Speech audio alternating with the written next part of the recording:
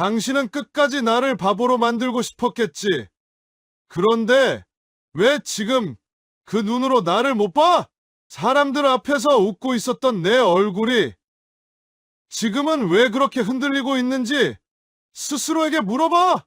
말없이 살았던 내가 바보였다면 이 순간 무릎이 떨리는 너는 무엇으로 남을까? 그 말들이 흘러나온 공간은 결혼식장도 술집도 아닌 평범한 동네 분식집이었습니다. 기름 냄새와 김이 가득 찬 작은 가게 안에서 사람들의 시선은 자연스럽게 한 남자의 뒷모습으로 쏠려 있었습니다. 그 남자는 말없이 계산대를 정리하고 있었고 방금 들은 말들이 자신을 향한 것임을 너무도 잘 알고 있었습니다. 하지만 고개를 들지 않았습니다. 아니, 들지 못했다고 하는 편이 더 정확했을 것입니다. 상철 씨는 늘 그렇게 살아오셨습니다. 설명하거나 변명하지 않는 사람, 억울해도 웃고 넘기는 사람, 그래서 더 쉽게 무시당하는 사람이셨습니다. 이 동네 사람들에게 상철 씨는 이미 한 번 인생에서 낙오한 인물로 정리되어 있었습니다. 아내의 외도로 이혼을 당한 남자, 그 사실 하나만으로 모든 평가가 끝나버린 사람이셨습니다. 이혼 이후에도 상황은 나아지지 않았습니다. 오히려 더 잔인해졌습니다. 전 아내였던 정희 씨는 같은 동네에서 분식집을 운영하며 살고 계셨고 두 사람의 과거는 매일같이 사람들의 입에 오르내렸습니다. 정희 씨는 숨기지 않았습니다. 오히려 당당했습니다. 자신은 선택했고 상철 씨는 선택받지 못했을 뿐이라는 태도로 주변 사람들을 대했습니다. 그 태도는 말 한마디 하지 않아도 충분히 전달되었습니다. 상철 씨는 그 분식집 앞을 지나갈 때마다 발걸음을 늦추지 않으셨습니다. 안을 들여다보지도 않으셨습니다. 그 안에는 자신의 실패와 자신의 침묵과 자신의 비겁함이라는 평가가 모두 모여 있다는 것을 알고 계셨기 때문입니다. 그래서 늘 고개를 숙인 채 바쁘게 지나가셨습니다. 그 모습은 사람들에게 더 확실한 확신을 주었습니다. 역시 저 사람은 바보라는 확신이었습니다. 사람들은 상철 씨가 왜 아무 말도 하지 않는지 궁금해하지 않았습니다. 관심도 없었습니다. 이미 결론은 내려져 있었기 때문입니다. 아내의 외도를 눈치채지 못한 남자, 아니 눈치채고도 붙잡지 못한 남자, 그래서 쫓겨나듯 이혼당한 남자. 그 프레임은 단단했고 누구도 그것을 깨려고 하지 않았습니다. 상철 씨의 하루는 단순했습니다. 새벽부터 일을 나가고 하루 종일 몸을 쓰고 해가 지면 조용히 돌아오는 삶이었습니다. 누군가와 술을 마시지도 않았고 하소연하지도 않으셨습니다. 그저 주어진 일만 하셨습니다. 그 모습은 성실함이 아니라 무능으로 해석되었습니다. 사람들은 상철 씨가 참 착하다고 말하면서도 그 말 끝에는 늘 비웃음이 따라붙었습니다. 정희 씨는 달랐습니다. 분식집은 늘 손님으로 붐볐고 웃음소리가 끊이지 않았습니다. 정희 씨는 자신의 선택이 틀리지 않았다는 것을 증명하듯 당당하게 살고 계셨습니다. 주변 사람들에게 상철 씨 이야기가 나오면 고개를 저으며 안타깝다는 표정을 지었습니다. 그 표정은 동정이 아니라 우월감이었습니다. 그 미묘한 차이를 사람들은 정확히 읽어냈습니다. 그렇게 상철 씨는 이혼 후에도, 아니 이혼했기 때문에 더 철저하게 무시당하는 존재가 되었습니다. 시간이 지나면 잊힐 법도 했지만 같은 동네에 산다는 이유만으로 과거는 매일 새로워졌습니다. 사람들은 상철 씨를 볼 때마다 같은 이야기를 반복했고 같은 평가를 덧붙였습니다. 그리고 상철 씨는 그 모든 것에 아무런 반응도 보이지 않으셨습니다. 그날도 평소와 다르지 않은 하루처럼 보였습니다. 다만 그날은 이상하게도 일이 일찍 끝났습니다. 상철 씨는 평소보다 조금 일찍 동선을 마치고 도심 쪽으로 발걸음을 옮기게 되셨습니다. 특별한 이유는 없었습니다. 그저 하루가 길게 느껴졌을 뿐이었습니다. 그리고 그 선택이 상철 씨의 인생에서 가장 잔인하면서도 가장 결정적인 장면으로 이어질 것이라는 사실을 그때는 알지 못하셨습니다. 도심의 한 호텔 앞은 유난히 붐비고 있었습니다. 화환들이 길게 늘어서 있었고 정장을 차려입은 사람들이 분주히 오가고 있었습니다. 상철 씨는 그곳을 스쳐 지나가려 했습니다. 자신과는 전혀 상관없는 세계라고 생각하셨기 때문입니다. 하지만 우연처럼, 정말 우연처럼 시선이 안쪽으로 향해 버렸습니다. 그리고 그 순간 상철 씨의 발걸음은 멈춰버렸습니다. 유리문 너머로 보이는 익숙한 뒷모습 하나가 상철 씨의 모든 시간을 단숨에 과거로 끌어당기고 있었습니다. 분식집에서, 동네에서, 사람들 사이에서 늘 당당했던 그 모습, 정희 씨였습니다. 그리고 그 옆에는 상철 씨가 누구보다 잘 알고 있는 또 다른 얼굴이 있었습니다. 그 장면은 아직 시작에 불과했습니다. 이날의 결혼식은 단순한 축하의 자리가 아니었습니다. 누군가에게는 인생의 증명이었고, 누군가에게는 끝까지 외면해왔던 진실과 마주하는 날이 될 예정이었습니다. 그리고 그 중심에는 늘 바보로 불리던 상철 씨가 조용히 서 계셨습니다. 상철 씨는 호텔 입구 앞에서 한동안 움직이지 못하셨습니다. 발걸음이 멈춘 것이 아니라 생각이 멈춘 상태에 가까웠습니다. 눈앞의 장면이 현실이라는 사실을 받아들이는데 시간이 필요했기 때문이었습니다. 정희 씨는 분명 웃고 계셨고 그 웃음은 예전 집에서 보던 웃음과는 전혀 다른 결의 것이었습니다. 누군가의 아내가 아닌 누군가의 선택을 받은 사람의 얼굴이었습니다. 그 옆에 서 있던 민수 씨는 주위를 둘러보며 여유로운 태도를 유지하고 계셨습니다. 두 사람은 나란히 서서 하객들과 인사를 나누고 있었고 그 모습은 이 자리가 얼마나 익숙한 공간인지를 말해주고 있었습니다. 상철 씨는 그 장면을 보며 자신이 이 세계에서 얼마나 멀리 밀려나 있는 존재인지를 실감하셨습니다. 같은 도시에서 살고 있었지만 서로의 삶은 이미 다른 궤도로 완전히 벗어나 있었습니다. 상철 씨는 안으로 들어갈 생각이 없으셨습니다. 그럴 자격도 이유도 없다고 생각하셨습니다. 다만 발이 떨어지지 않았을 뿐이었습니다. 시선은 자꾸만 안쪽으로 향했고 머릿속에서는 오래전 기억들이 무질서하게 떠올랐습니다. 집안에서 조용히 식탁을 정리하던 날들, 말없이 등을 돌리던 정희 씨의 모습, 그리고 마지막 날 아무 설명도 듣지 못한 채 서류를 건네봤던 순간까지 모든 장면이 한꺼번에 밀려왔습니다. 그때 상철 씨의 옷차림은 이 화려한 공간과 전혀 어울리지 않았습니다. 몸에 밴 노동의 흔적은 감출 수 없었고 손에는 아직도 하루의 피로가 남아 있었습니다. 그러나 상철 씨는 스스로를 부끄러워하지 않으셨습니다. 부끄러움보다는 익숙함에 가까웠습니다. 늘 이렇게 살아왔고 늘 이렇게 평가받아왔기 때문입니다.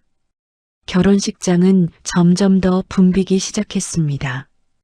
축하의 말들이 오갔고 웃음소리가 커졌습니다. 상철 씨는 그 소음 속에서 자신이 완전히 투명해진 기분을 느끼셨습니다. 아무도 자신을 알아보지 못했고 알아본다 해도 관심을 두지 않을 것이 분명했습니다. 그 사실이 오히려 상철 씨를 안으로 한 발짝 더 움직이게 만들었습니다. 이유 없는 용기였습니다. 안으로 들어서자 냉기가 다른 공기처럼 느껴졌습니다. 정제된 향, 정갈한 장식, 모든 것이 완벽하게 준비된 공간이었습니다. 상철 씨는 벽 쪽에 조용히 자리를 잡으셨습니다. 하객으로 보이기에도 직원으로 보이기에도 애매한 위치였습니다. 그 애매함은 지금까지 상철 씨가 살아온 방식과 닮아 있었습니다. 정희 씨는 상철 씨를 알아보지 못한 듯 보였습니다.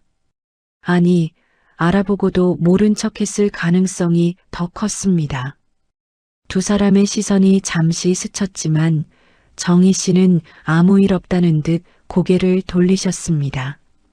그 순간 상철 씨는 가슴 어딘가가 천천히 내려앉는 느낌을 받으셨습니다. 여전히 무시당하고 있다는 사실을 이토록 분명한 장소에서 다시 확인하게 될 줄은 몰랐기 때문입니다. 결혼식은 정해진 순서대로 흘러갔습니다. 음악이 흐르고 신부 입장이 시작되었습니다. 모두의 시선이 중앙으로 모였고 상철 씨 역시 그 흐름에 따라 고개를 들 수밖에 없으셨습니다.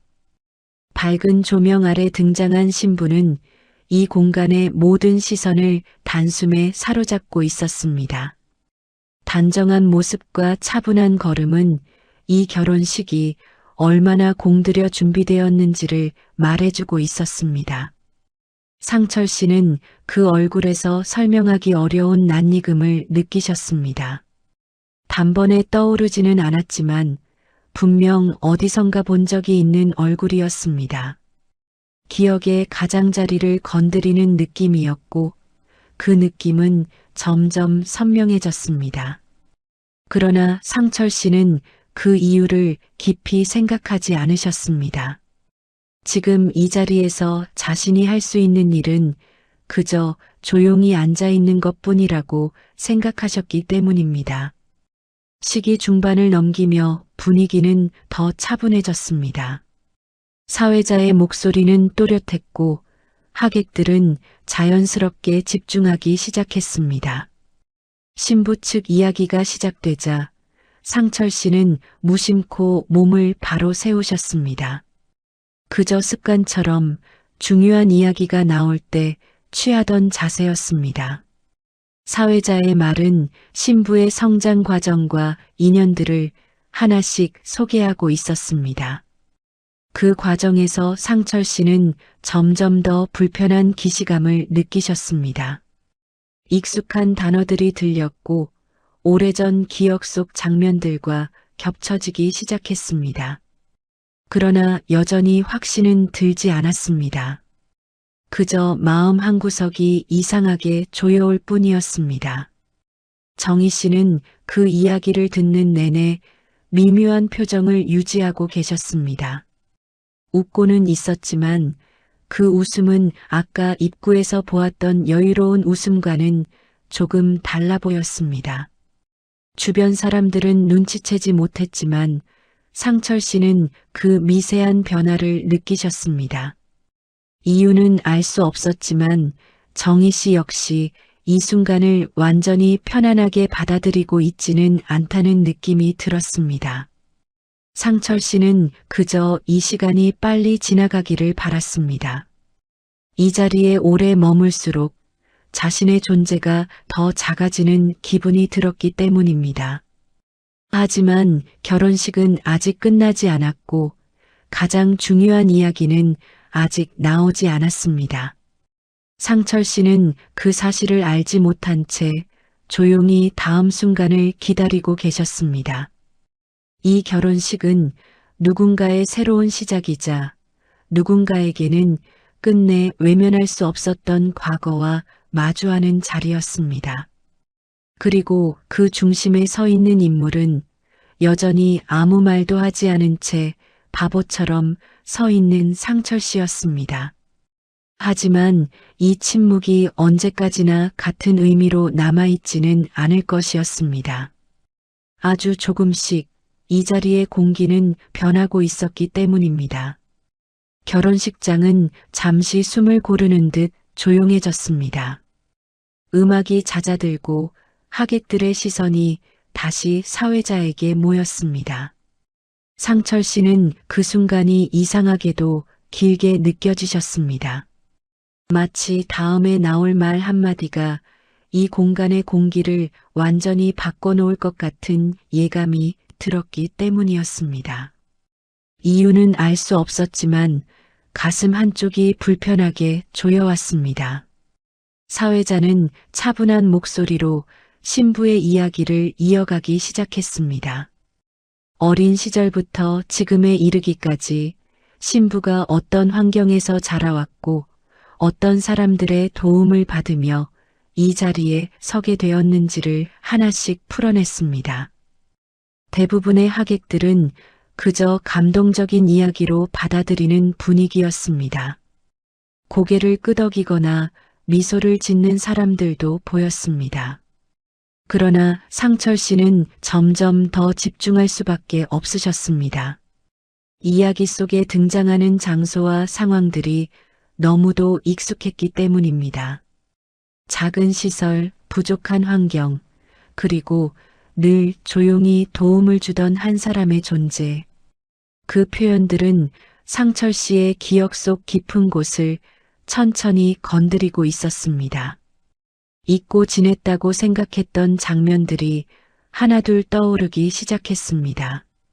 아무에게도 말하지 않았고 대단한 일이라고 여기지도 않았던 순간들이었습니다. 상철 씨는 자신도 모르게 손을 꽉 쥐고 계셨습니다. 사회자의 말이 계속될수록 심장은 점점 더 빠르게 뛰었습니다. 그 이야기가 자신과 무관하다고 단정 짓고 싶었지만 마음은 이미 다른 결론을 향해 가고 있었습니다. 그때 사회자의 목소리가 잠시 멈췄습니다. 그리고 곧 조금 더 또렷한 어조로 다음 말을 이어갔습니다.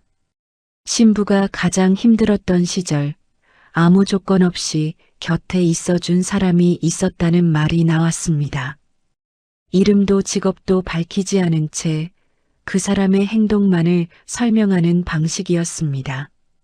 하지만 그 설명 하나하나가 상철 씨의 과거와 정확히 맞아떨어지고 있었습니다. 밤늦게까지 이어지던 일, 말없이 건네던 도움, 그리고 고맙다는 말조차 제대로 듣지 못했던 시간들까지 모든 것이 겹쳐지고 있었습니다. 상철 씨는 고개를 들 수 없으셨습니다. 혹시라도 이 모든 것이 착각이라면 스스로를 더 초라하게 만드는 일이 될까 두려웠기 때문입니다. 그래서 시선은 바닥을 향해 있었고 호흡은 점점 가빠졌습니다. 반면 정희 씨의 표정은 조금씩 굳어가고 있었습니다. 웃음을 유지하려 애쓰고 있었지만 그 미묘한 흔들림은 가까이 있는 사람이라면 느낄 수 있을 정도였습니다. 결국 사회자는 그 사람을 이 자리에 모셨다고 말했습니다. 그 순간 결혼식장은 다시 한번 조용해졌습니다. 하객들은 누가 앞으로 나올지 궁금해하며 주위를 둘러보았습니다. 상철 씨는 그 말을 듣고도 바로 반응하지 못하셨습니다. 자신을 부르는 말일 리 없다고 끝까지 부정하고 싶으셨습니다. 하지만 사회자의 시선은 분명히 한쪽을 향하고 있었습니다. 잠시의 침묵 끝에 상철 씨는 주변의 시선이 자신에게 모이고 있다는 것을 느끼셨습니다. 누군가가 뒤에서 조심스럽게 등을 건드렸고 앞으로 나가라는 신호를 보냈습니다. 상철 씨는 그대로 굳어버리셨습니다. 이 상황을 어떻게 받아들여야 할지, 어떤 표정을 지어야 할지 전혀 알 수 없었기 때문입니다. 그럼에도 불구하고 상철 씨는 천천히 자리에서 일어나셨습니다. 걸음은 무거웠고 시선은 여전히 아래를 향하고 있었습니다. 수많은 사람들의 시선이 자신에게 쏠리고 있다는 사실이 피부로 느껴졌습니다. 평생 이렇게 주목받아 본 적이 없었던 상철 씨에게 이 순간은 너무 낯설고 버거운 시간이었습니다. 앞으로 나오는 동안 상철 씨의 머릿속에는 수많은 생각이 스쳐 지나갔습니다. 왜 지금 이 자리인지, 왜 하필 자신인지, 그리고 이 모든 것이 어떤 의미를 가지는지에 대한 질문들이었습니다. 그러나 그 어떤 질문에도 명확한 답은 없었습니다. 다만 이 순간만큼은 도망치고 싶지 않다는 생각이 들었습니다. 신부는 상철 씨를 바라보며 잠시 고개를 숙였습니다. 그 짧은 동작 하나에 결혼식장의 공기는 완전히 달라졌습니다. 그 행동이 단순한 예의가 아니라는 것을 이 자리에 있는 많은 사람들이 직감적으로 느꼈기 때문입니다. 정희 씨는 그 장면을 바라보며 입술을 굳게 다물고 계셨습니다. 이 상황이 자신의 예상과 전혀 다른 방향으로 흘러가고 있다는 사실을 이제는 부정할 수 없게 되었습니다. 상철 씨는 여전히 아무 말도 하지 않으셨습니다. 늘 그래왔듯 설명하지 않았고 변명하지도 않았습니다. 하지만 이번 침묵은 이전과는 전혀 다른 의미를 갖고 있었습니다. 무시당하는 침묵이 아니라 상황을 감당하기 위한 침묵이었기 때문입니다. 결혼식장은 숨을 죽인 채 다음 순간을 기다리고 있었습니다. 이제 진짜 이야기가 시작되려 하고 있었습니다.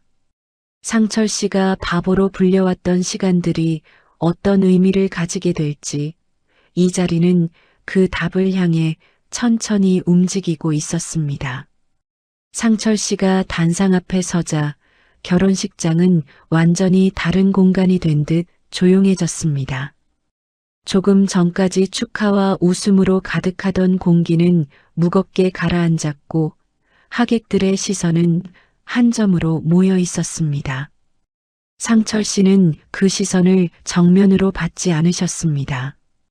여전히 고개는 약간 숙여져 있었고 두 손은 자연스럽게 모아져 있었습니다. 그 자세는 긴장이라기보다는 오랜 시간 몸에 밴 태도처럼 보였습니다. 사회자는 상철 씨를 간단히 소개했습니다. 화려한 수식어는 없었습니다. 다만 신부의 삶에서 어떤 역할을 했는지를 담담하게 설명했을 뿐이었습니다. 그 설명은 과장되지 않았고 그래서 더 강하게 와닿았습니다. 하객들 사이에서는 낮은 숨소리와 함께 미묘한 동요가 퍼지기 시작했습니다. 사람들은 지금까지 알고 있던 이야기와 전혀 다른 그림을 머릿속에 그리기 시작했습니다. 신부는 상철 씨를 향해 다시 한번 고개를 숙였습니다. 그 동작은 깊고 분명했습니다. 단순한 예의나 형식적인 감사가 아니라 마음 깊은 곳에서 나온 존중의 표현이라는 것이 누구의 눈에도 분명히 보였습니다. 그 순간 상철 씨의 어깨가 아주 미세하게 흔들렸습니다. 평생 누군가에게 이렇게 정중한 대접을 받아본 적이 거의 없었기 때문입니다. 상철 씨는 여전히 말을 하지 않으셨습니다. 사회자는 그 침묵을 재촉하지 않았고 하객들 역시 소리를 내지 않았습니다. 마치 모두가 알고 있는 것처럼 이 장면에는 말보다 더 중요한 무언가가 필요하다는 공감대가 형성되어 있었습니다. 상철 씨의 침묵은 이 자리에서 가장 많은 이야기를 하고 있었습니다. 그 사이 정희 씨의 얼굴은 눈에 띄게 굳어 있었습니다. 처음 이 식장에 들어올 때만 해도 여유롭던 표정은 이미 사라진 지 오래였습니다. 손에 쥔 가방의 끈이 점점 더 세게 당겨지고 있었고 시선은 자꾸만 흔들렸습니다. 자신이 알고 있던 상철 씨, 자신이 사람들에게 설명해왔던 상철 씨의 모습이 이 장면과 전혀 맞지 않았기 때문입니다. 정희 씨는 주변의 시선을 의식하기 시작했습니다. 처음에는 상철 씨를 향하던 시선이 이제는 서서히 자신에게로 옮겨오고 있다는 것을 느끼셨습니다. 말없이 서 있는 상철 씨와 달리 지금까지 많은 말을 해왔던 사람은 정희 씨였기 때문입니다. 그 말들 하나하나가 이 장면 앞에서 무겁게 되돌아오는 듯 했습니다. 사회자는 신부가 직접 준비한 짧은 영상을 소개했습니다. 화면에는 오래된 사진 몇 장과 함께 흐릿한 기억들이 이어졌습니다. 화려하지 않은 장소, 낡은 건물, 그리고 그 안에서 묵묵히 움직이던 한 남자의 모습이 스쳐 지나갔습니다. 얼굴은 또렷하지 않았지만 그 실루엣만으로도 상철 씨임을 알아볼 수 있었습니다. 영상이 이어질수록 하객들의 표정은 점점 달라졌습니다. 처음에는 호기심이었고 그 다음에는 놀라움, 그리고 마지막에는 이해에 가까운 감정이 자리 잡았습니다. 누군가의 인생을 조용히 떠받치고 있었던 사람이 지금까지 가장 가벼운 평가를 받아왔다는 사실이 이 자리에서 명확해지고 있었습니다. 상철 씨는 그 영상을 보며 과거를 떠올리셨습니다. 그때는 그저 당연하다고 생각했던 행동들이었습니다. 누군가를 도운다는 생각조차 하지 않았고 대단한 일을 하고 있다는 자각도 없었습니다. 해야 할 일을 했을 뿐이라는 마음으로 살아오셨습니다. 그래서 그 시간들이 이렇게 사람들 앞에 드러날 것이라고는 상상도 하지 못하셨습니다. 영상이 끝나자 결혼식장은 다시 한번 깊은 침묵에 잠겼습니다. 누군가 박수를 치려다 멈췄고 누군가는 눈가를 훔쳤습니다. 이 장면이 축하의 일부인지 고백의 일부인지 쉽게 구분할 수 없었기 때문입니다. 다만 분명한 것은 이 자리의 중심이 더 이상 신랑과 신부만이 아니라는 사실이었습니다. 정희 씨는 결국 시선을 돌렸습니다. 더 이상 그 장면을 똑바로 바라볼 수 없었기 때문입니다. 자신이 이혼 후에도 상철 씨를 어떻게 대했는지, 어떤 말로 사람들에게 설명해 왔는지가 하나씩 떠오르고 있었습니다. 그 모든 말들이 지금 이 순간 아무 의미도 없는 변명처럼 느껴졌습니다. 상철 씨는 단상에서 내려왔습니다. 여전히 아무 말도 하지 않으셨습니다. 하지만 내려오는 그 짧은 걸음은 올라갈 때와 전혀 달라 보였습니다. 고개는 여전히 숙여져 있었지만 등은 조금 더 곧게 펴져 있었습니다. 누군가의 시선을 피하기 위한 자세가 아니라 스스로를 지탱하기 위한 자세처럼 보였습니다. 하객들 사이에서는 더 이상 수군거림이 들리지 않았습니다. 대신 묘한 정적과 함께 상철 씨를 바라보는 시선의 결이 완전히 달라졌습니다. 바보라고 불리던 사람을 바라보는 눈이 아니라 묵묵히 살아온 한 사람을 바라보는 눈이었습니다. 그 변화는 소리 없이 그러나 분명하게 퍼져나가고 있었습니다. 이 결혼식은 이제 단순한 축하의 자리가 아니게 되었습니다. 누군가는 자신이 믿어왔던 판단을 돌아보게 되었고 누군가는 사람을 평가하는 기준이 얼마나 쉽게 흔들릴 수 있는지 깨닫고 있었습니다. 그리고 그 모든 변화의 한가운데에는 여전히 말없이 서 있는 상철 씨가 계셨습니다. 이제 남은 것은 각자의 선택이었습니다. 이 장면 이후에도 누군가는 여전히 과거의 프레임에 머무를 것이고 누군가는 완전히 다른 시선으로 이 사람을 기억하게 될 것입니다. 그리고 그 선택의 결과는 곧 다음 순간에 분명하게 드러나게 될 예정이었습니다. 결혼식이 끝났다는 안내가 흘러나왔지만 사람들은 쉽게 자리에서 일어나지 못하고 있었습니다. 박수는 형식적으로 이어졌으나 그 소리는 어딘가 조심스러웠고 축하의 분위기보다는 생각에 잠긴 정적이 더 길게 남아 있었습니다. 방금 전까지 단상 위에 서 있던 상철 씨의 모습이 이 공간에 남은 모든 사람들의 머릿속에서 쉽게 지워지지 않고 있었기 때문이었습니다. 상철 씨는 식장이 정리되기 시작하자 조용히 출구 쪽으로 향하셨습니다. 누군가 말을 걸까봐 서두른 것도 아니었고 관심을 피하고 싶어서도 아니었습니다. 그저 이 자리에 더 오래 머무를 이유가 없다고 느끼셨을 뿐이었습니다. 자신이 해야 할 몫은 이미 끝났다는 생각이 들었습니다. 늘 그랬듯 필요한 순간에 할 일을 하고 조용히 물러나는 것이 상철 씨의 방식이었습니다. 그러나 이번에는 이전과 달랐습니다. 발걸음을 옮길수록 주변의 시선이 분명히 느껴졌기 때문입니다.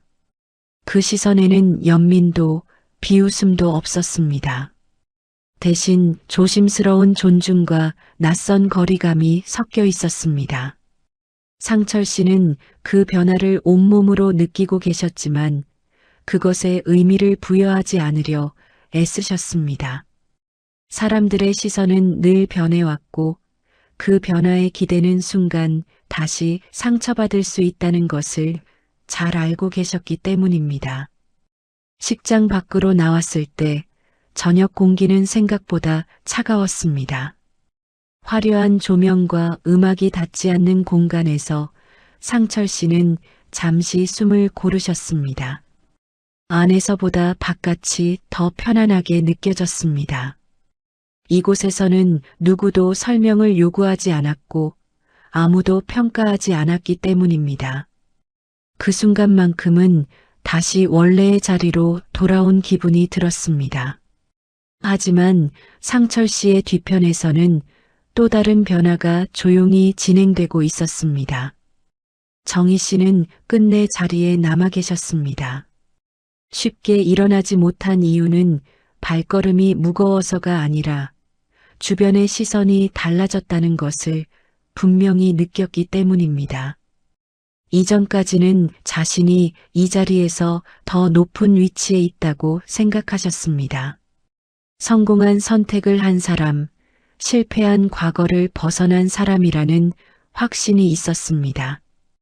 그러나 지금은 달랐습니다. 사람들은 더 이상 정희 씨의 말에 고개를 끄덕이지 않았고 먼저 다가와 말을 걸지도 않았습니다. 대신 어딘가 어색한 거리감을 유지한 채 조심스럽게 시선을 피하고 있었습니다. 정희 씨는 그 미묘한 변화가 무엇을 의미하는지 너무도 보여서 오히려 더 괴로웠습니다. 아무도 비난하지 않았지만 그 침묵이야말로 가장 날카로운 평가처럼 느껴졌습니다. 정희 씨는 민수 씨를 바라보았습니다. 그러나 민수 씨 역시 이전과 같은 태도를 유지하지 못하고 있었습니다. 말수가 줄어들었고 표정은 굳어 있었습니다. 이 결혼식이 단순한 축하의 자리가 아니라는 사실을 이제는 그도 인정할 수밖에 없었기 때문입니다. 상철 씨가 어떤 사람인지 그리고 그동안 어떤 방식으로 이야기되어 왔는지에 대한 의문이 민수 씨의 얼굴에도 분명히 떠올라 있었습니다. 정희 씨는 처음으로 불안이라는 감정을 또렷하게 느끼셨습니다. 그것은 이혼 당시의 불안과는 전혀 다른 종류의 것이었습니다. 그때의 불안이 선택의 결과에 대한 두려움이었다면 지금의 불안은 자신이 만들어온 이야기 자체가 무너지고 있다는 감각이었습니다. 상철 씨를 바보로 규정함으로써 유지해왔던 균형이 이 자리에서 완전히 흔들리고 있었습니다. 상철 씨는 이미 호텔을 벗어나 어두워진 거리를 걷고 계셨습니다. 주변의 소음은 점점 멀어졌고 발소리만이 일정한 리듬으로 이어졌습니다. 이상하게도 마음은 차분했습니다. 억울함이 해소된 기분도 아니었고 통쾌함이 밀려오는 것도 아니었습니다. 다만 오래 눌려있던 무언가가 아주 조금 가벼워진 느낌이었습니다. 그날 밤 상철 씨는 평소보다 늦게 집에 도착하셨습니다. 집안은 늘 그랬듯 조용했고 익숙한 냄새가 맞아주었습니다. 상철 씨는 외투를 벗어두고 한동안 그대로 서 계셨습니다. 오늘 하루가 현실이었는지 아니면 잠깐 스쳐간 장면이었는지 구분이 잘 되지 않았기 때문입니다. 정희 씨는 그날 밤 쉽게 잠들지 못하셨습니다. 눈을 감으면 단상 위에 서 있던 상철 씨의 모습이 반복해서 떠올랐습니다. 아무 말도 하지 않았던 그 모습이 그 어떤 말보다 크게 자신을 흔들고 있었습니다. 자신이 했던 말들, 지었던 표정들, 그리고 의도적으로 유지해왔던 거리감이 하나씩 되돌아왔습니다. 사람들은 여전히 각자의 일상으로 돌아갔지만 그 결혼식은 분명 누군가의 인생에 선명한 균열을 남겼습니다. 상철 씨는 여전히 같은 삶을 살아가고 있었고 정희 씨 역시 겉으로 보기에는 변함이 없어 보였습니다. 그러나 보이지 않는 곳에서는 이미 많은 것이 달라지고 있었습니다. 이제 이야기는 새로운 국면으로 접어들고 있었습니다. 바보로 살아야 한다고 규정되었던 사람의 침묵이 어떤 결과를 만들어낼지, 그리고 그 침묵을 무기로 삼아왔던 사람은 어떤 선택을 하게 될지, 그 답은 아직 끝나지 않은 이야기 속에 남아 있었습니다. 결혼식 이후 며칠이 흘렀지만 그날의 장면은 동네 사람들 사이에서 쉽게 사라지지 않았습니다. 누군가는 직접 보았고 누군가는 전해 들었지만 이야기는 모두 같은 방향으로 흘러가고 있었습니다. 그동안 바보로만 불리던 상철 씨가 사실은 전혀 다른 사람이었다는 이야기였습니다. 그 말은 조심스럽게 그러나 분명하게 퍼져나갔습니다. 상철 씨는 그 변화를 가장 늦게 알아차리신 사람이었습니다. 여전히 같은 시간에 일어나 일을 나가셨고 같은 길을 걸어 다니셨습니다. 달라진 것이 있다면 사람들이 먼저 말을 걸어온다는 점이었습니다. 예전에는 말을 걸더라도 안부 정도에 그쳤지만 이제는 시선이 오래 머물렀고 말투도 한결 조심스러워졌습니다. 상철 씨는 그 이유를 묻지 않으셨습니다. 설명을 요구하는 순간 다시 관계가 무거워질 것 같았기 때문입니다. 분식집 앞을 지나갈 때도 분위기는 달라져 있었습니다. 사람들은 안을 들여다보며 조용히 속삭였고 상철 씨가 지나가면 대화를 멈추는 경우도 있었습니다. 상철 씨는 그 반응들이 불편하지 않다고 말할 수는 없었지만 그렇다고 피하고 싶지도 않으셨습니다. 그저 있는 그대로 받아들이기로 하셨습니다. 그동안 늘 받아왔던 시선과 크게 다르지 않다고 스스로를 설득하셨습니다. 정희 씨는 그 변화를 누구보다 예민하게 느끼고 계셨습니다. 분식집은 여전히 잘 돌아가고 있었지만 예전과 같은 분위기는 아니었습니다. 사람들은 정희 씨의 말에 쉽게 맞장구를 치지 않았고 상철 씨 이야기가 나오면 말을 흐리거나 화제를 바꾸는 경우가 잦아졌습니다. 정희 씨는 그 침묵이 무엇을 의미하는지 잘 알고 계셨습니다. 이제 사람들은 더 이상 자신이 만들어 온 이야기만을 그대로 믿지 않고 있었습니다. 정희 씨는 처음으로 상철 씨를 직접 찾아가고 싶다는 생각을 하셨습니다.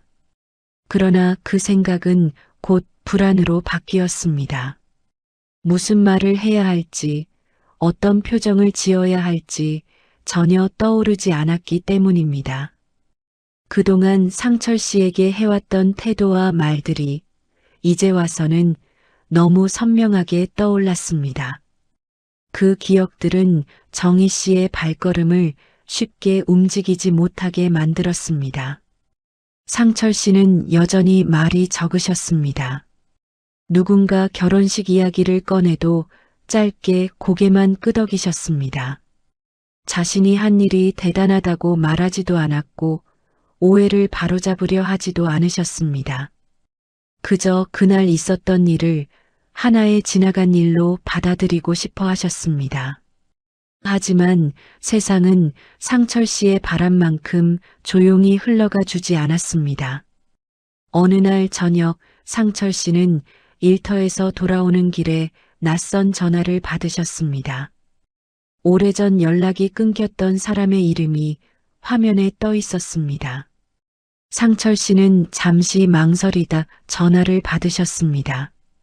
상대는 조심스럽게 안부를 묻고 결혼식 이야기를 꺼냈습니다. 그리고는 오래전 자신이 상철 씨에게 받았던 도움을 떠올리며 감사 인사를 전했습니다. 그 통화는 짧았지만 상철 씨의 마음에는 묘한 여운을 남겼습니다.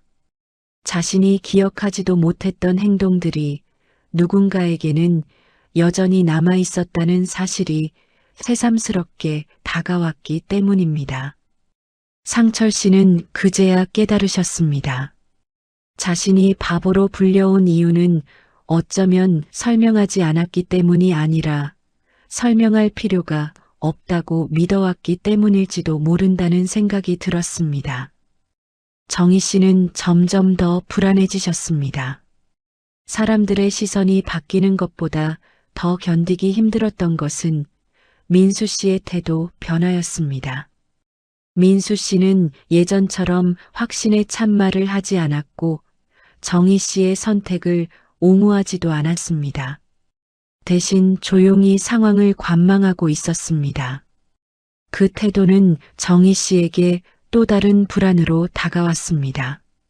자신이 기대고 있던 마지막 지지대가 흔들리고 있다는 느낌이 들었기 때문입니다.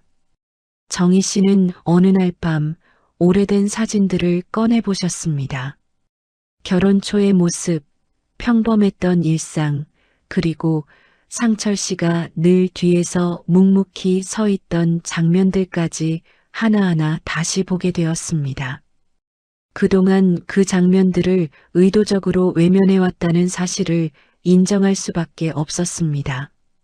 그 침묵이 무능이 아니라 선택이었을지도 모른다는 생각이 처음으로 스쳐 지나갔습니다. 상철 씨는 여전히 같은 삶을 살고 계셨지만 마음 한구석에는 아주 작은 변화가 생기고 있었습니다. 더 이상 자신을 바보라고 규정하는 말에 흔들리지 않게 되었다는 점이었습니다. 사람들의 평가가 달라졌기 때문이 아니라 스스로에 대한 기준이 조금 달라졌기 때문이었습니다. 그 변화는 크지 않았지만 분명히 존재하고 있었습니다. 이제 이야기는 다시 한번 갈림길 앞에 서 있었습니다. 침묵으로 살아온 사람과 그 침묵 위에 이야기를 쌓아온 사람. 이 두 사람이 다시 마주하게 될 순간은 점점 가까워지고 있었고 그 만남은 결코 예전과 같은 방식으로 끝나지 않을 것이었습니다. 상철 씨가 정희 씨와 다시 마주하게 된 것은 계획된 만남이 아니었습니다.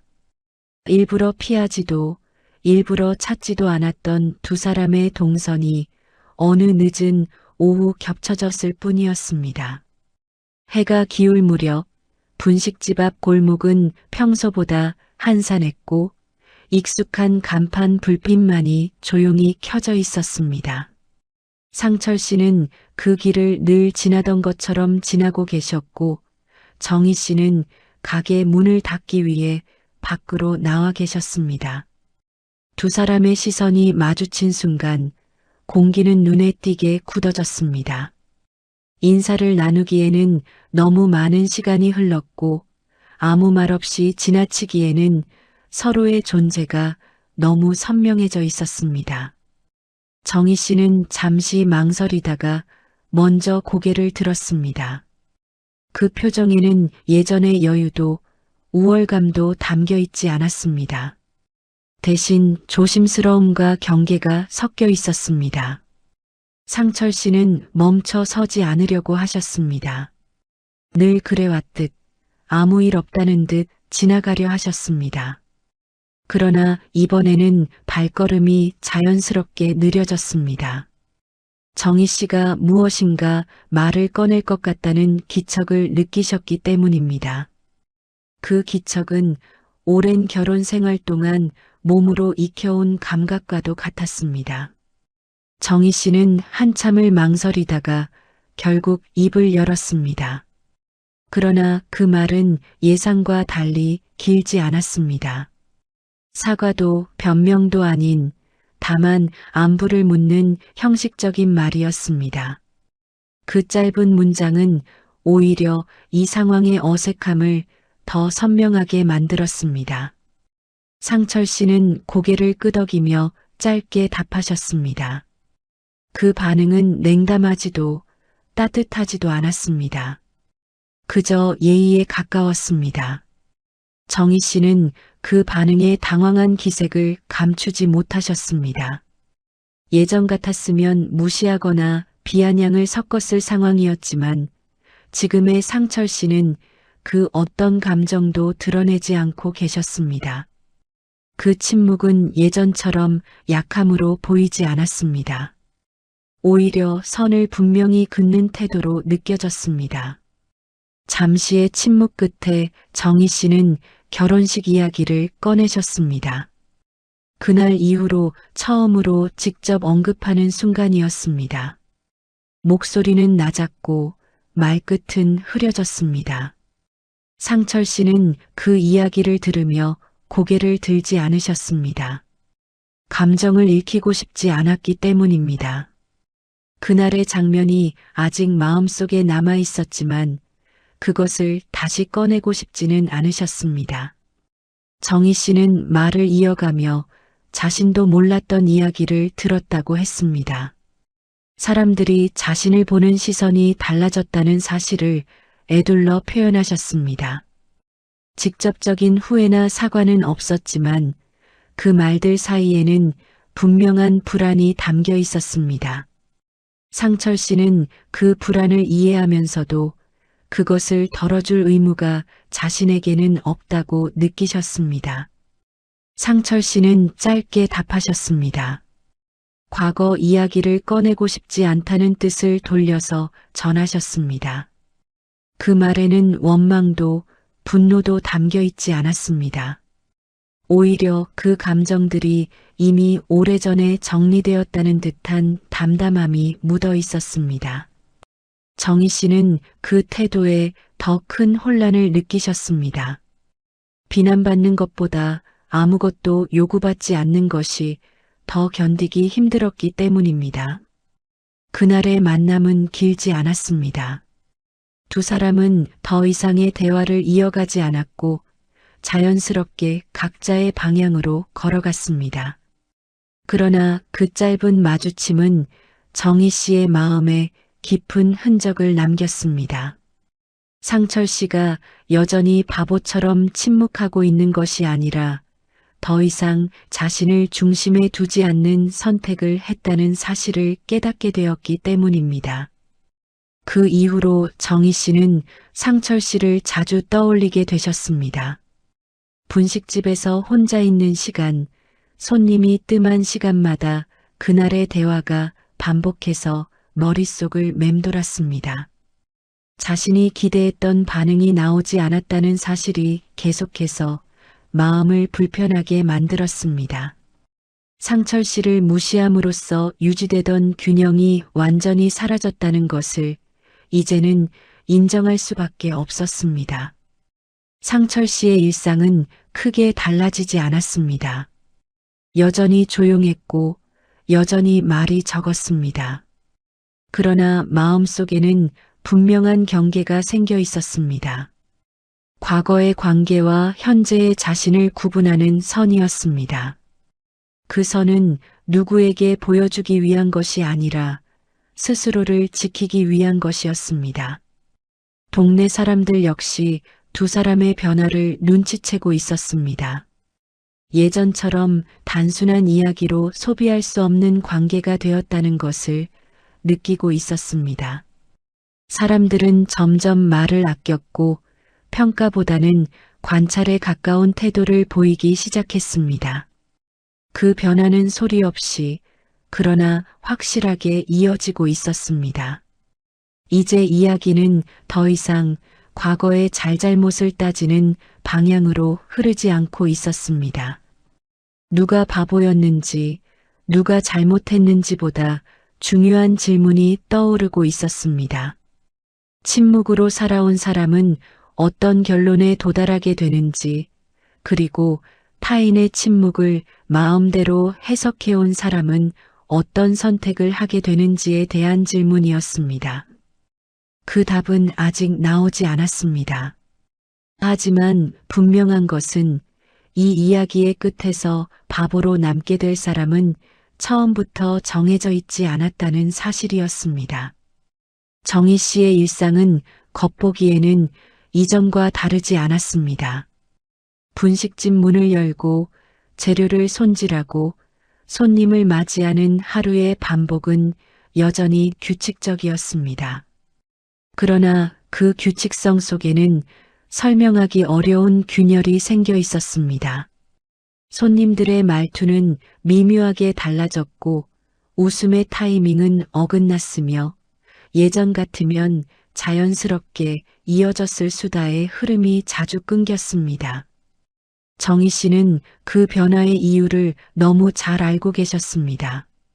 사람들은 더 이상 상철 씨 이야기를 가볍게 꺼내지 않았습니다.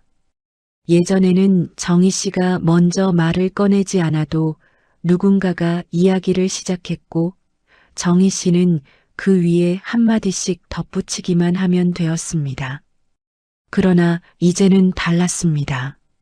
누군가 이야기를 꺼내려다 말고 정희 씨의 표정을 살피는 장면이 잦아졌습니다.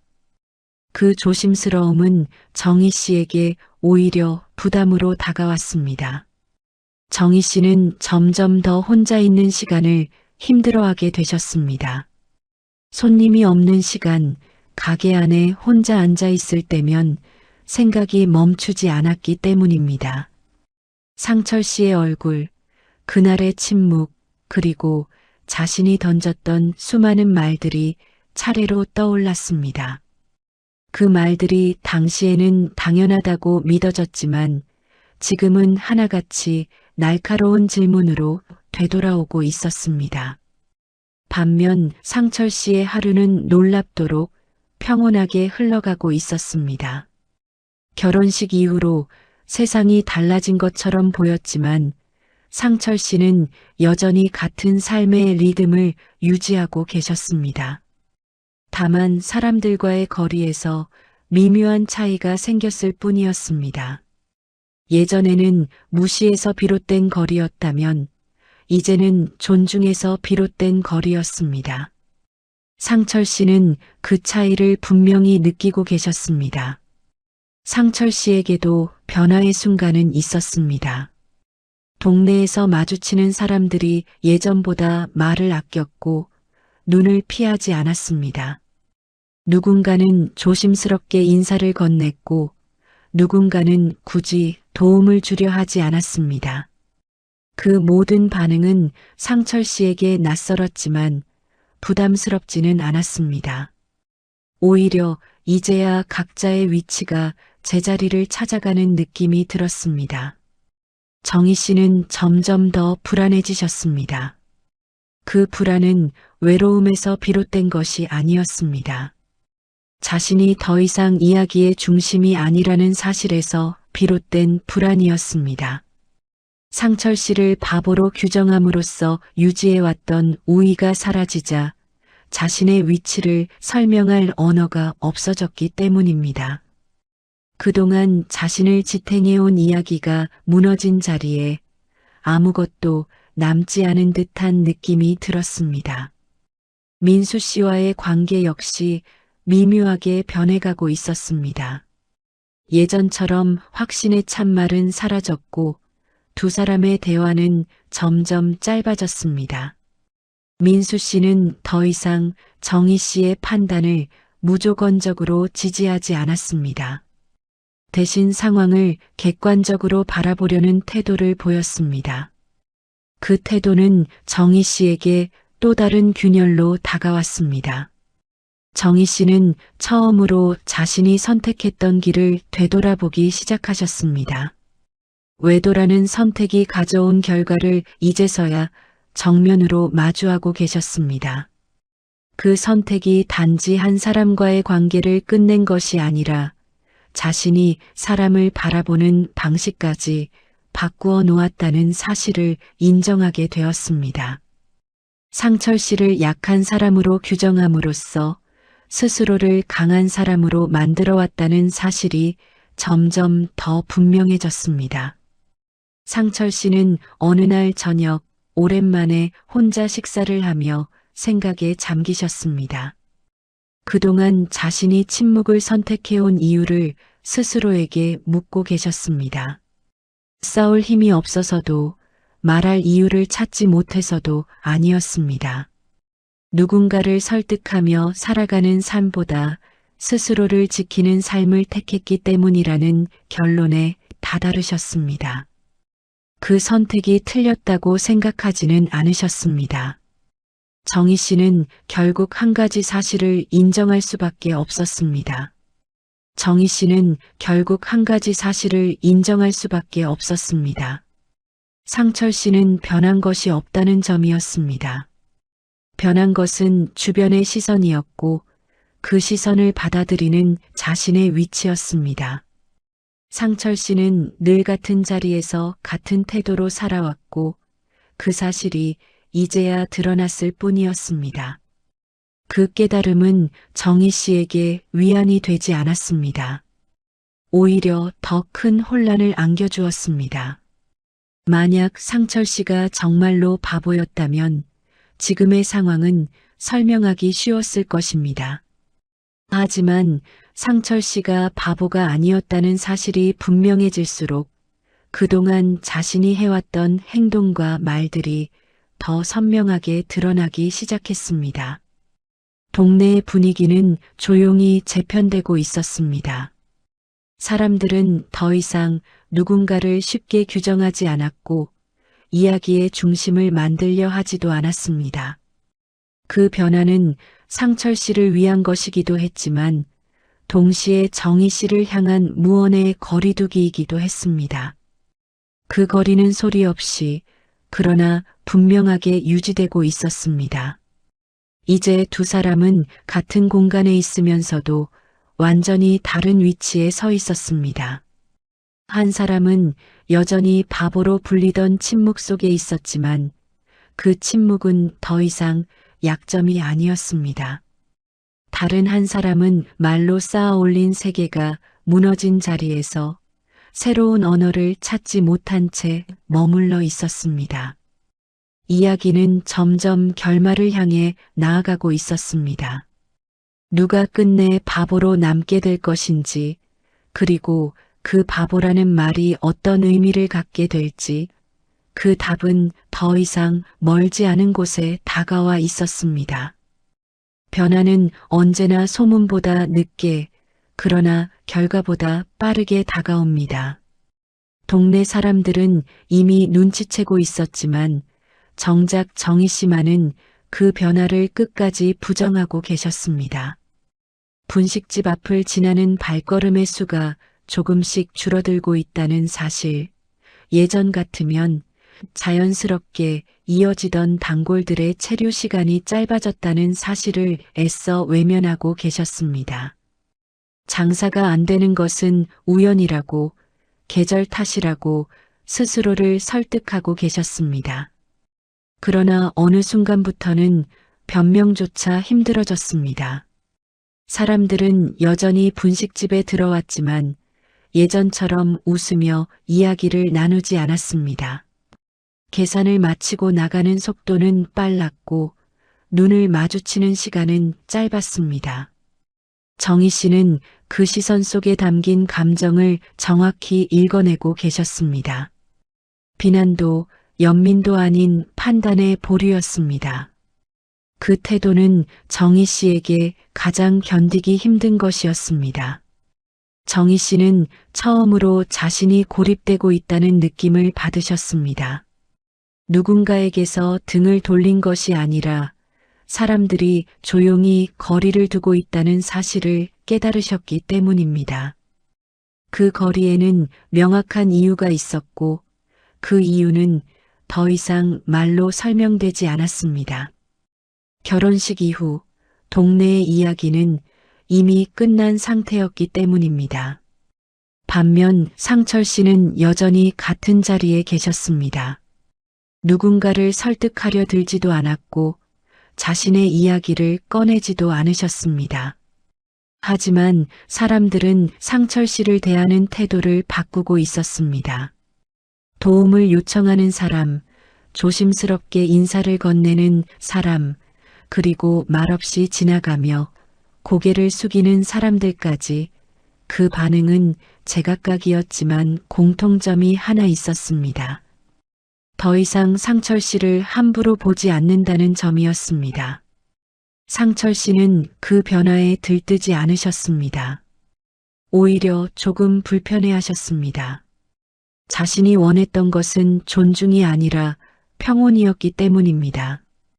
그러나 그 평온은 이제 침묵만으로는 지켜지지 않는 단계에 와 있었습니다. 사람들은 상철 씨에게 말을 걸었고 의견을 묻기 시작했습니다.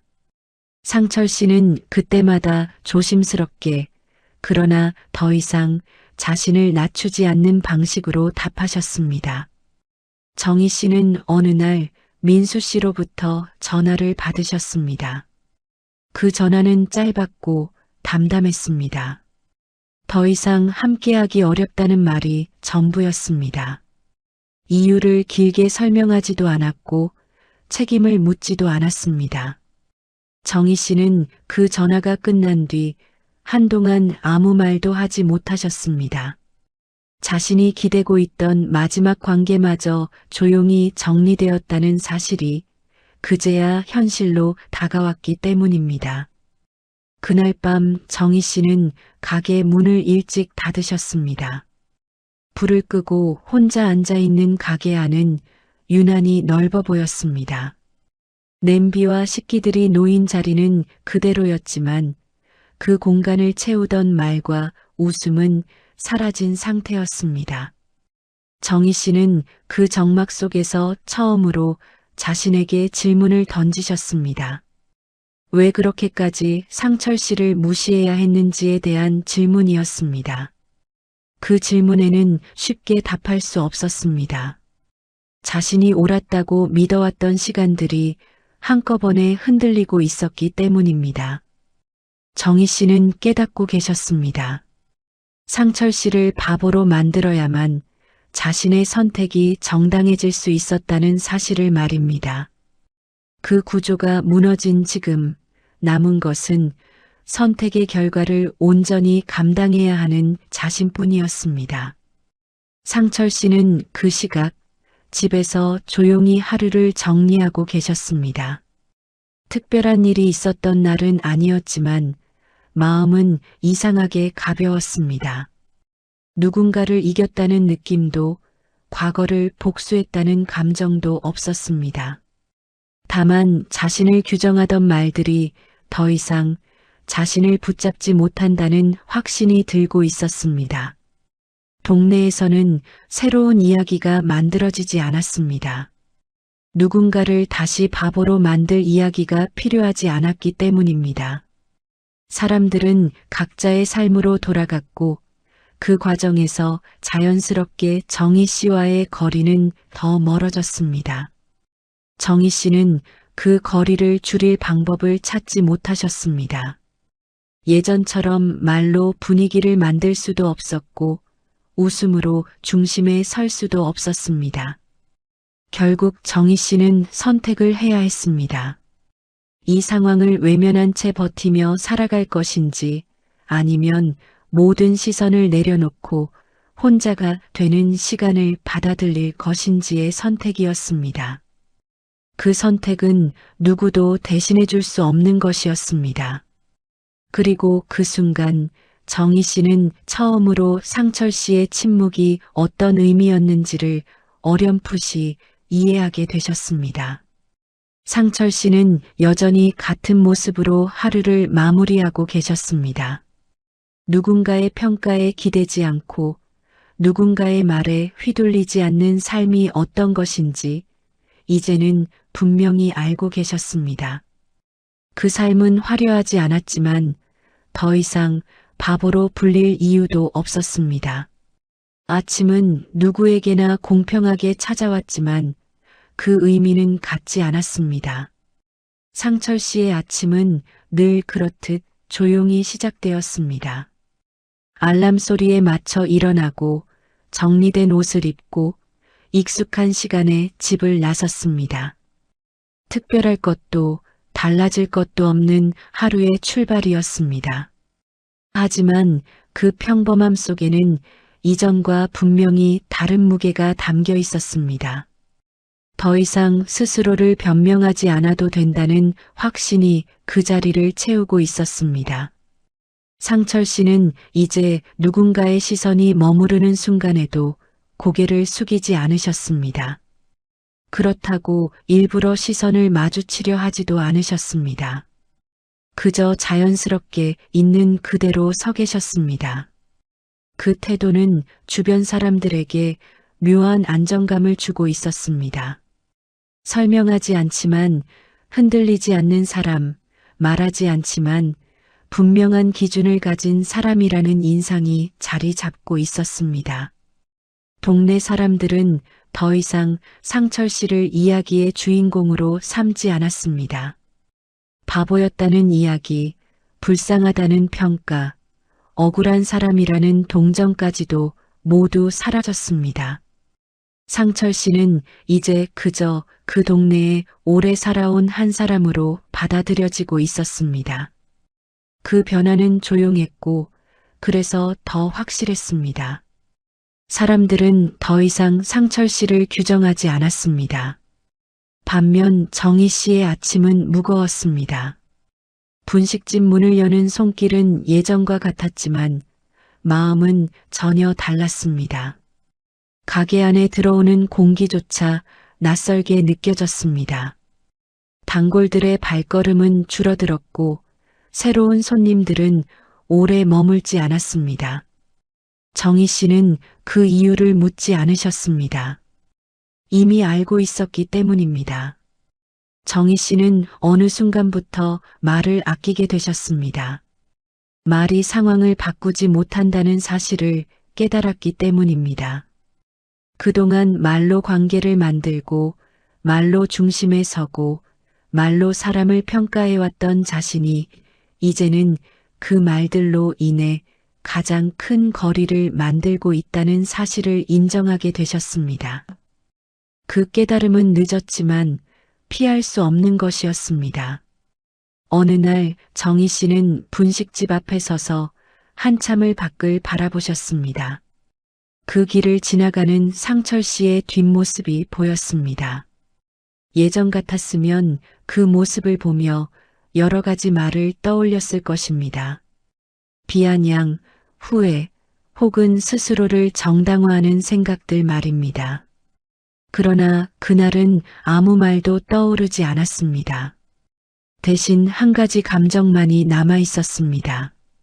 자신이 끝내 닿지 못한 자리로 상철 씨가 조용히 걸어가고 있다는 느낌이었습니다. 정희 씨는 그제야 분명히 깨달으셨습니다. 바보로 살아야 했던 사람은 상철 씨가 아니라 상철 씨를 그렇게 규정함으로써 자신을 지켜보려 했던 자신이었다는 사실을 말입니다. 상철 씨는 침묵 속에서도 스스로를 지켜냈지만 자신은 말 속에서 점점 고립되어 왔다는 사실이 너무도 선명해졌습니다. 상철 씨는 그날도 평소와 다름없이 하루를 마무리하셨습니다. 특별한 보상도 극적인 변화도 없었습니다. 그러나 마음속에는 흔들리지 않는 한 가지 기준이 자리 잡고 있었습니다. 남의 평가로 자신을 설명하지 않아도 된다는 기준이었습니다. 그 기준은 상철 씨를 더 강하게 만들지도 더 위대하게 만들지도 않았습니다. 다만 더 이상 바보로 남지 않게 해주었습니다. 사람들은 언젠가 다시 누군가를 규정하려 들지도 모릅니다. 또 다른 이야기, 또 다른 평가가 만들어질 수도 있습니다. 그러나 상철 씨는 이제 그 바깥에 서 계셨습니다. 침묵이 약점이 아니라 선택이 될 수 있다는 것을, 말하지 않아도 삶으로 증명할 수 있다는 것을 이미 경험하셨기 때문입니다. 정희 씨는 그날 이후로 더 이상 상철 씨 이야기를 꺼내지 않으셨습니다. 꺼낼 말이 없어서가 아니라 꺼낼 자격이 없다고 느끼셨기 때문입니다. 그 침묵은 상철 씨의 침묵과는 달랐습니다. 그것은 받아들임이었고 늦은 이해였습니다. 이 이야기는 화려한 복수로 끝나지 않았습니다. 누군가 무너지는 장면도 통쾌한 한마디도 없었습니다. 다만 한 사람은 끝까지 자기 자리를 지켜냈고 다른 한 사람은 끝내 스스로 만든 말의 세계에 갇히고 말았을 뿐이었습니다. 그래서 이 이야기는 더 현실적이었고 더 오래 남을 수 있었습니다. 결국 인생에서 가장 위험한 것은 침묵이 아니라 타인의 침묵을 마음대로 해석하는 오만이라는 사실이 조용히 증명되었습니다. 그리고 그 순간까지도 묵묵히 살아낸 사람만이 바보가 아니라는 사실을 끝내 보여주었습니다.